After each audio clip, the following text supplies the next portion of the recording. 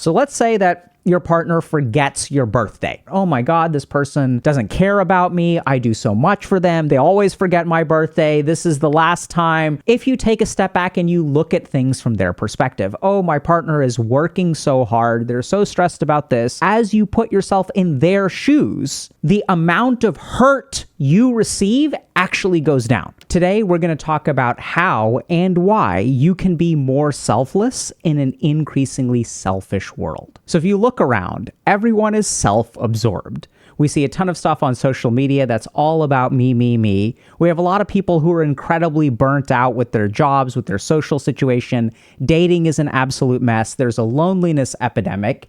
And so it seems like no one has time for anyone else, which is really weird, right? Because we have so much technology, we've done so many things to make life easy, and yet everyone is becoming more selfish. And this is not just your perception. There's research to back this up. What we're seeing is that there's something called the Narcissistic Personality Inventory, which measures how narcissistic people are. And what we're seeing is that scores are rising over time. And it turns out that along with people being more narcissistic, we're also seeing a mental health crisis. Rates of suicidal behavior, completed suicides, rates of suicidal thinking, depression, anxiety, loneliness, stress, burnout, and imposter syndrome. All of these things are increasing too. And so it may sound kind of weird, but clearly there's some kind of connection there. And it turns out that the capacity to care for others, which is very lacking in narcissists, actually leads to very positive impacts on our mental health. Working as a psychiatrist, I work with a lot of people who are successful, unsuccessful, CEOs, people who are degenerate gamers living in people's basements. And the one thing that I always see is people come in wanting help for themselves. They're always thinking about, this is my problem and I need help and this is going on and I don't know how to do this. It's kind of all about me, which makes sense because you're going to go see a psychiatrist and the psychiatrist's job is to help you, right? They're not there to help you help other people. But one of the things that I've learned through psychiatric practice and sort of evidence-based techniques is that when I help my patients develop more empathy, when I help them be more kind and compassionate to the people around them, they are the ones that benefit. And there's a ton of research that actually supports that the more empathic you are, the more compassionate you are, the more your physical health improves, the more your mental health improves, and even objective things in the world like your relationships and your job performance also go up. Now, even if I say all of that stuff, there's a huge problem because we sort of also know that empathy leads to all kinds of problems. So if you're someone who's like a highly sensitive person, you may have heard of HSPs, who are very, very empathic. And the more empathic you are, the more you get contaminated by other people's stuff, right? So this is something where there's actually this term called emotional contagion, which is a consequence of high empathy. And this means you make other people's problems yours and it adversely affects you. We also see this in situations like social media, where there's even evidence of vicarious trauma through social media. So if you watch a lot of bad stuff on the internet, your own mental will actually get messed up. And we also know that if you're empathic, other people are likely to take advantage of you, right? The basic issue right now is that everyone out there is saying, advocate for yourself. There are all these success bros who are like, life is a zero-sum game. If you win, someone else has to lose. You got to get your own. Ain't no one going to take care of you, man. You got to do it all yourself, right? They have this sort of attitude that being kind to other people is not going to lead to success in life. And if you're on the receiving end of that and you are compassionate towards someone else, chances are you'll just get taken advantage of. So here they are being self-absorbed, and here you are being compassionate and kind and trying to be nice to them. So they benefit from your compassion, but you don't seem to benefit from theirs because they're not reciprocating. And this is also something that I see so much of. I'm always the friend that texts first. I take care of my friend, but my friend doesn't take care of me. I'm really, really emotionally supportive towards my boyfriend, but my boyfriend is not supportive towards me. Or I'm really supportive towards my girlfriend, but she's not supportive towards me. So we're seeing a lot of lopsided support and care, which naturally leads people to conclude, I can't care about other people. I can't afford to care about other people because if I focus on other people, my life continues to stall. And so today we're going to advocate for you actually being more empathic and compassionate. And I recognize the problem. We're going to walk you through that. And the main reason is not to benefit other people. The reason for you to be empathic and compassionate is for your own benefit. And it turns out that there are a ton of benefits to being compassionate. Hey y'all, if you're interested in applying some of the principles that we share to actually create change in your life, check out Dr. K's Guide to Mental Health. It combines over 2 decades of my experience of both being a monk and a psychiatrist and distills all of the most important things I've learned into a choose your own adventure format. So check out the link in the bio and start your journey today. So let's kind of take a step back and think about this from an evolutionary perspective. Why is this? So human beings are community-based organisms, right? We're not actually loners. It takes a village to raise a child. We're sort of like tribal, right? And so if you kind of think about it from an evolutionary perspective, evolution wants to give us a positive reward for helping members of our tribe. We see this in things like, any movie that you watch has some noble hero or heroine who makes a sacrifice for the greater good, right? And we all applaud this kind of thing. We thank people for the military service that they do. If someone's an organ donor, that's really great. You sacrifice for the benefit, and we're gonna say, good job, bro. You get to board first on the flight. Well, actually, they don't do that for organ donors, which is absolutely insane, but whatever, right? So you get more overhead space. That's the advantage. But if you kind of think about it from a very practical perspective, right? So we want evolution wants to rewards this organism for helping other organisms. So for example, even when we're looking at non-clinical populations, okay? There are many studies demonstrating associations between empathy-related traits and behaviors and good mental and physical health. For example, highly empathic or compassionate people report better mental health, lower stress, anxiety, hopelessness, and depression, and participate in fewer health risk behaviors like drinking and smoking. So there's a ton of research that actually shows that being empathic towards other people improves your own health. What if I told you there's one thing that you can do that will lower your depression, your anxiety, your sense of hopelessness, help you form connections, and cut back on unhealthy coping mechanisms, like going to your goon cave every single day? What if I told you there was one thing that would do that? And you'd be like, yeah, sign me up. What supplement is it? Is it a course? Is it meditation? It's not meditation. It's not journaling. It's not therapy. It's actually being nice to other human beings. And the mechanism of this is fascinating.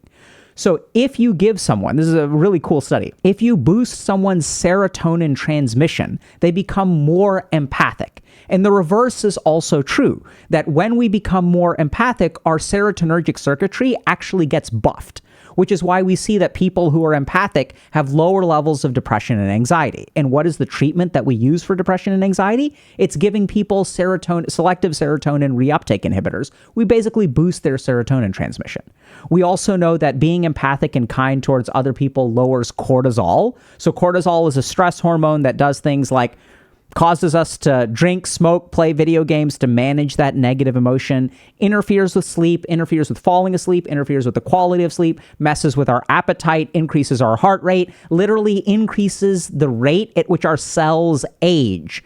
Stress causes us to age more rapidly. And so it turns out that empathy from a neurobiological perspective enhances serotonin transmission, enhances things like oxytocin production, and reduces things like cortisol. So it seems like in a lot of ways, it's the silver bullet.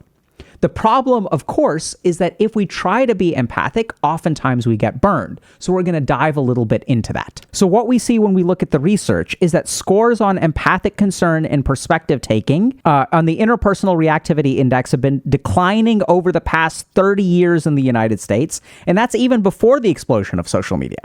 And scores on narcissistic personality inventory with low empathy have been increasing across the same time period, right? So this is crazy. People are becoming less empathic over time, more narcissistic over time, and it is resulting in a mental health epidemic across the globe. Even though we have scientific evidence of how helpful empathy can be for you, forget about other people, there's still this huge problem of how do I be empathic properly? Because there are a group of people who, unless you learn how to utilize your empathy and compensate for your high level of empathy, it will tear you apart. Not only will you get emotional contagion from the negativity of others, but people will do things like take advantage of you.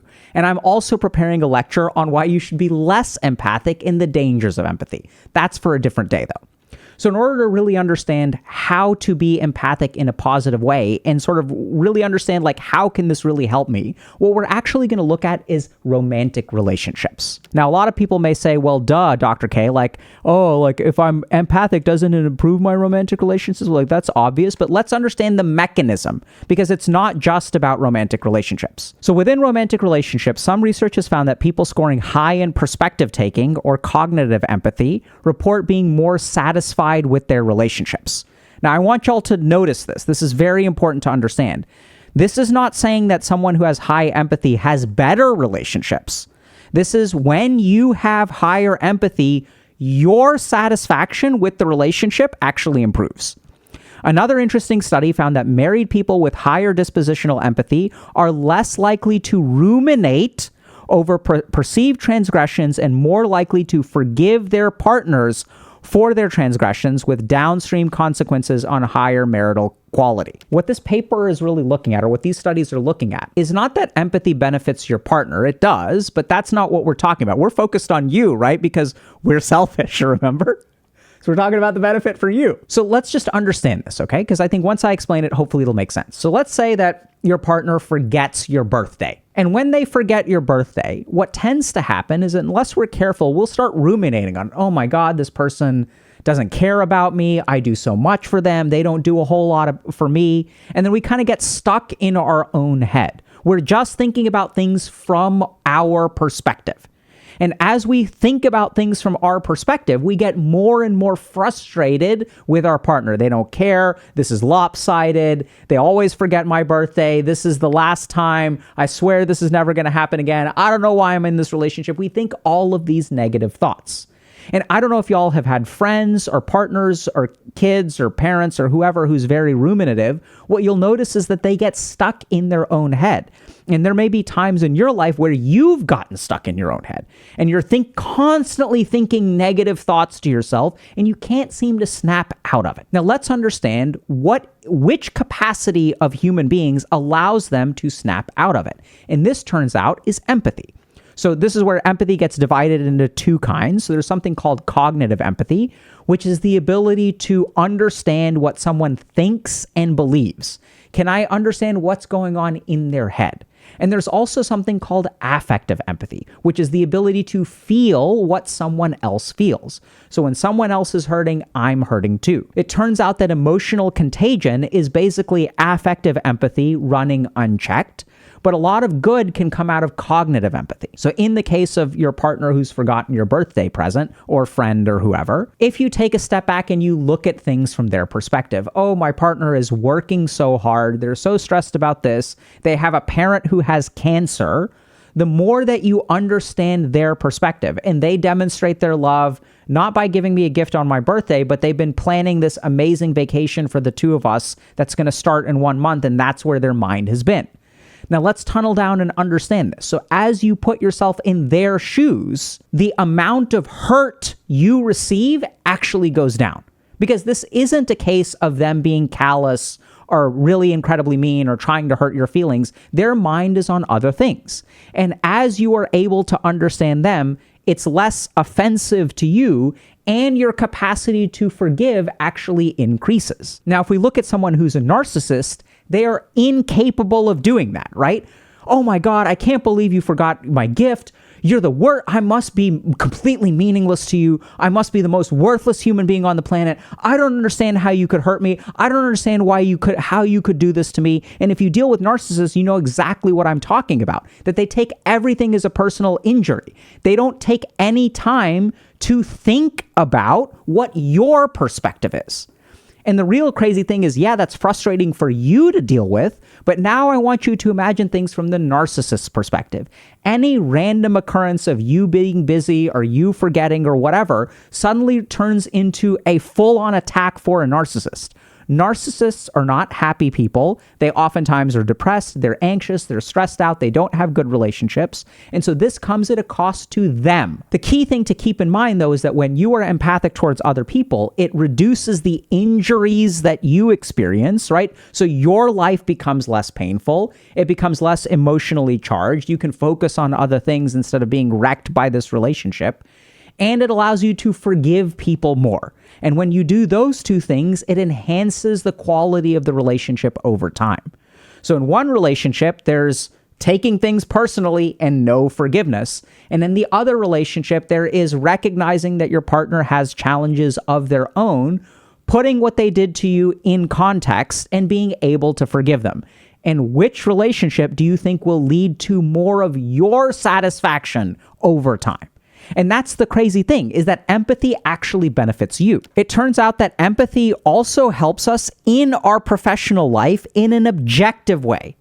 So studies find associations between empathy in instructors and higher student motivation and effort, using both correlational and longitudinal designs. Empathy in instructors is also positively correlated with actual achievement outcomes. So if your job is to be a teacher, and I know we have a ton of teachers in our audience, y'all are getting absolutely wrecked by school systems right now. But what we tend to find is that when instructors are empathic, their students actually get better grades. And y'all may have experienced this yourself in life, right? Because sometimes we're lucky enough to have a teacher who cares about us. And if you have a single teacher that cares about you and inspires you, it can do so much good for you. So interestingly, college students' perceptions of the professor's concern and consideration, i.e. empathy, is the single largest predictor of overall teacher evaluations. Perceived teacher empathy explains 54% of the variance, while perceived teacher competence only explains 6.9% of the variance. When students are evaluating teachers' job performance, 54% of their evaluation is dependent not on how competent the teacher is, insane, not how smart they are, not how well they know the material, how organized their class is. It's none of that crap. 54% of the variance is determined by how much the teacher cares about me. Only 6.9% of it depends on things like actual teacher competence. And I've seen this in the professional world as well. When I look at people who are strong leaders, so I did a lot of work in banking, and we have managing directors that are managing these like mergers and acquisitions of billions of dollars. And in banking, there is a very high turnover. The churn in banking is really high because you get burnt out from banking over here, and then you go to this other place, you get burnt out over there, you get burnt out over there. And so the attitude of these leaders in these investment banks is, I've got fresh meat, right? This is how we talk about people. We talk about them like meat, and I need to chew them up as quickly as I can before they get burnt out and leave. And this is the attitude that some leaders have. And once in a blue moon, you have a very good leader who cares about the people under them. And when they care about the people under them, those people not only stay, but they perform so much better. And I want y'all to think about the times in your life where you perform the best. How do the people around you treat you? Oftentimes when we have supportive parents and coaches who encourage us and friends who encourage us and siblings or even spouses that encourage us, it brings out the best in us. And when you are empathic towards other people, it actually brings out their best performance. And people look at you and think, oh my God, this person is amazing. And it leads to positive professional evaluations. So this is why you should be more empathic. You should be more compassionate. But there is this huge problem of how do I do that? Because unless I'm careful and I'm empathic, I'm going to get taken advantage of. I'm going to suffer from emotional contagion. And that's where we are going to teach you the core skill of being safely empathic. Okay, so this involves a couple of different things. So the first thing to understand is that empathy without affective regulation or emotional regulation is a recipe for disaster. So when we are empathic, we will get some of their negative energy into us. This is called emotional contagion. And we need some way to manage that negative emotion. So if you are empathic without emotional regulation skills, empathy is going to be a net negative for you. You won't see these effects because when you are caring about your students and they fail, you get depressed. So instead of being what they need you to be, you are getting, you're getting a contagion of their depression. This is what we also see on support communities on the internet, which are actually like cesspools of negativity, if y'all know what I'm talking about. These are oftentimes gender-related communities and things like that. It's an absolute mess, okay? The first thing we need is methods of affective regulation or emotional regulation. We have a ton of videos on things like alexithymia and community events and stuff in that where we teach all emotional regulation skills. But this is really important, right? So as we get better at emotional regulation skills, we can also not engage in unhealthy coping mechanisms like drinking, smoking. That tells you how old this paper is. That study, I think, was from 2013, right? So before like gaming and porn and social media were like huge things, when they were like in their infancy, right? So that's what this study is talking about. But right now we see all these negative behaviors like internet use, okay? So the most important skill is the ability to switch wherever your mind is. So this is the core, this is kind of like the rowboat in the ocean of empathy, okay? This is how you stay afloat. So let's take an example of when this does not work. So if I'm someone who's narcissistic, I ruminate. I get stuck in my own head. If I'm someone who has imposter syndrome, I also ruminate. I get stuck in my own head. Right? So I look at other people and I'm not able to really understand their perspective. So let's take the case of imposter syndrome. I think I'm an imposter. I think I'm terrible. And someone walks up to me and says, wow, you did a great job on that presentation. And what does my mind do? Is my mind able to step outside of my own head and step into their head? Absolutely not, right? So what I tell myself is, oh, this person is just being nice. I'm not actually receiving their compliment. I'm not trying to understand their perspective. I immediately reject someone else's perspective. And I say, they're just saying that to be nice. It's a formality. Of course, what are they going to do? Walk up to me and say, oh my God, your presentation was terrible. That's what we do. We're not able to step outside of our own head. And this is literally the treatment for people with narcissistic personality disorder. There's a treatment called mentalization-based therapy. And what that literally means is to mentalize means to think about someone else's perspective, to be able to put yourself in their shoes. Okay? So this is very important to do. Let's take the flip side of it. So if you're someone who's a highly sensitive person or you're prone to emotional contagion, what oftentimes happens is you have the same problem but flipped around, where now I get caught up in someone else's stuff, and I can't switch outside of them back into me. So this is a huge part if you are a mental health professional. So my job as a psychiatrist is I go into an office and I do psychotherapy with someone who's been traumatized, and I'm there with them, I'm feeling their feelings, and then at the end of the hour, I need to be able to unplug. I need to be able to leave my work at work and be able to go home. So I'm empathic with them, and then I pull myself out of their mind and back into my mind.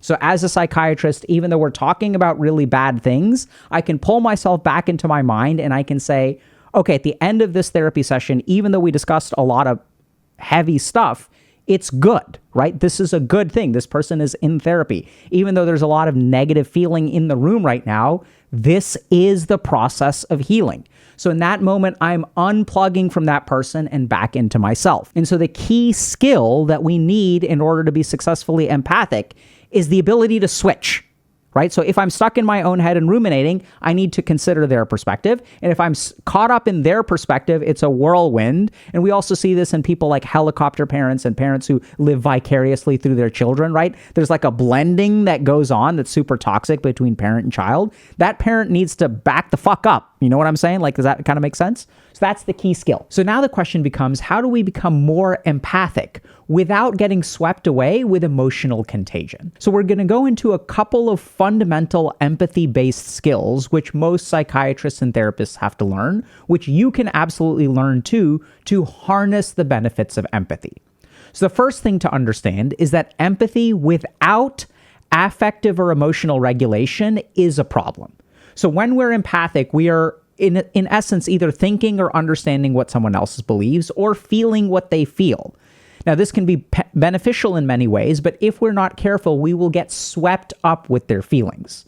So as psychiatrists and therapists, we have to learn how to limit, how to be empathic and compassionate without being overwhelmed. So there are a couple of different ways to do that. The first thing to understand is when you are being empathic towards someone, recognize that your responsibility is to help them, not to fix their problems. Now, this is a subtle but very important difference.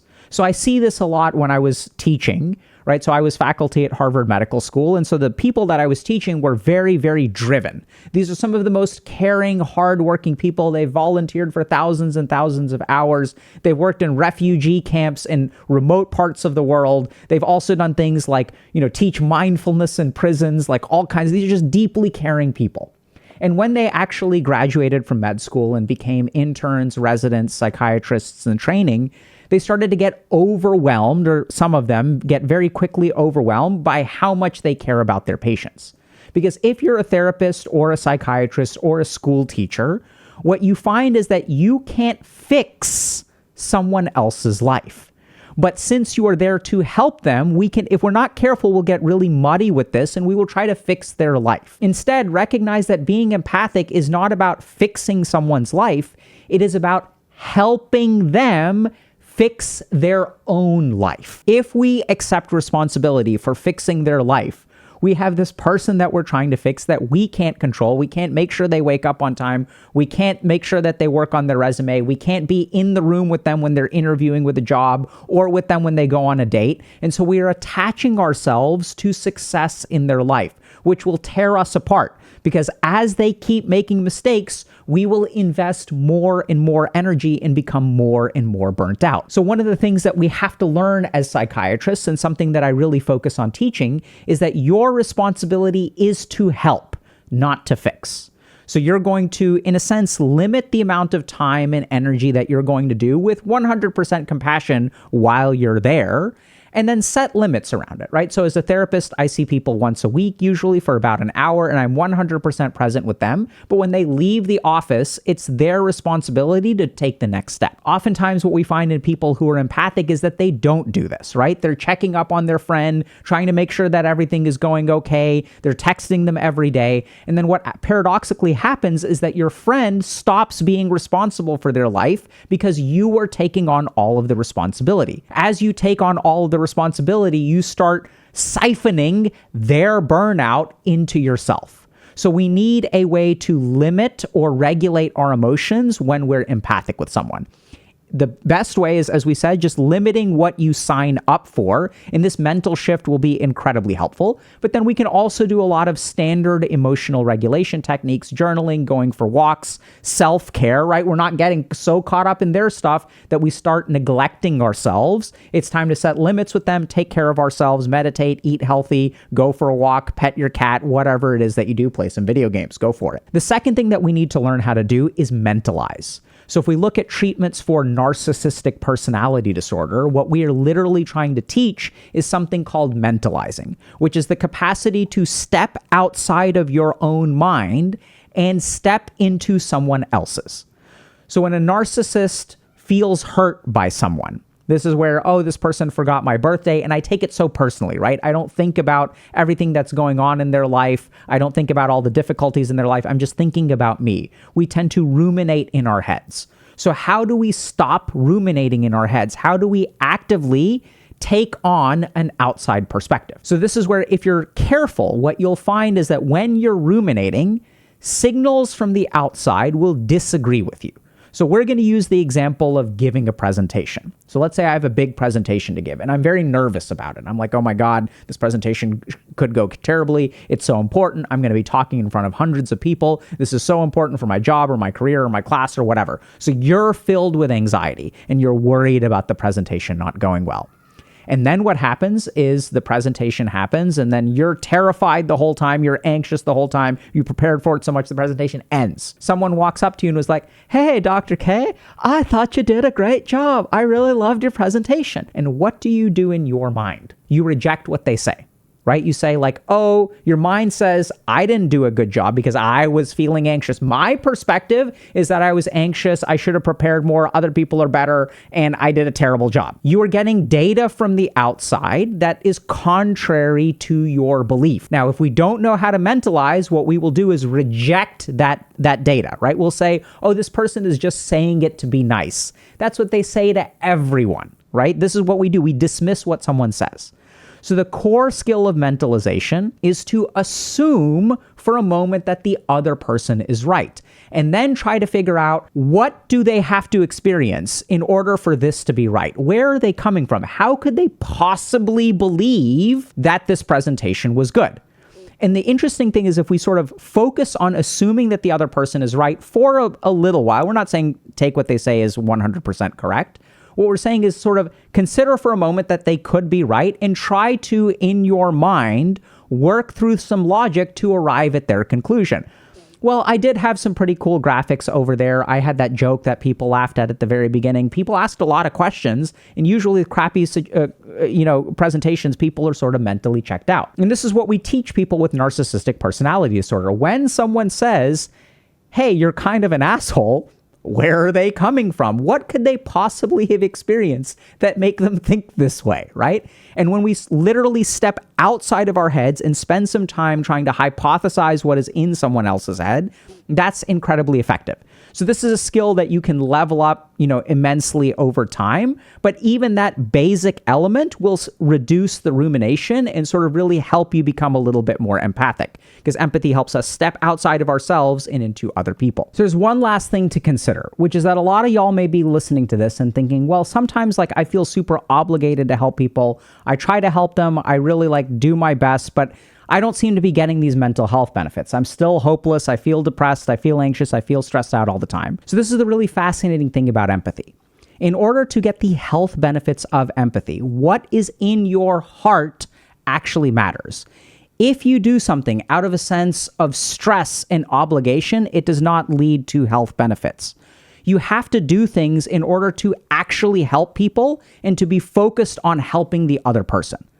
So for example, if you force someone into community service or volunteering, they do not get the benefits of this sort of compassionate perspective. Importantly, a recent study found that in order to receive a health benefit of volunteering, people had to be motivated by care for others.